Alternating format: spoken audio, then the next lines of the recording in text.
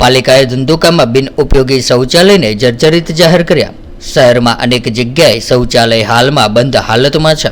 ધંધુકામાં થતા કેટલાક વિકાસના કામો લોકોની સુવિધા વધારવાને બદલે મુશ્કેલીમાં વધારો કરી રહ્યા છે, ત્યારે ભૂગર્ભ ગટરના કામો તેનું ઉદાહરણ તો છે જ। ત્યારે શહેરમાં કેટલીક જગ્યાએ તો લાખો રૂપિયાના ખર્ચે બનાવેલા પે એન્ડ યુઝ જાહેર શૌચાલયો પણ તેના ઉદાહરણ રૂપે ઉમેરી શકાય તેમ છે।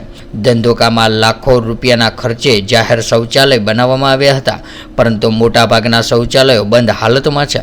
ત્યારે મોટાભાગના પે એન્ડ યુઝ શૌચાલય બનાવ્યા પછી તેનો ઉપયોગ જ થયો નથી અને બંધ હાલતમાં બિનઉપયોગી જર્જરિત થતું જાય છે। ત્યારે પ્રજાના ટેક્સના પૈસે બનેલા જાહેર શૌચાલયોની જાળવણી ન થાય તે તંત્રની કેવી બેદરકારી કહેવાય।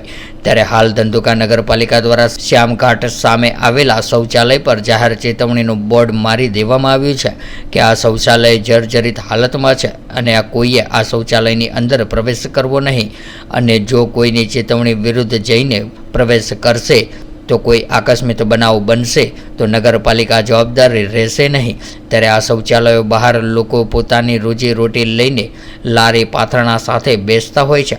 જો કે આ શૌચાલયમાં કોઈ પણ અકસ્માત થાય તો જાનહાનિ સર્જાઈ શકે છે। ત્યારે ધંધુકાની શ્યામઘાટ શાળા, ધંધુકા પોલીસ સ્ટેશન નંબર વિસ્તાર, નાની શાક માર્કેટ સાથે જેવી જગ્યા પરના લોકો આ શૌચાલયનો ઉપયોગ કરી શકે છે।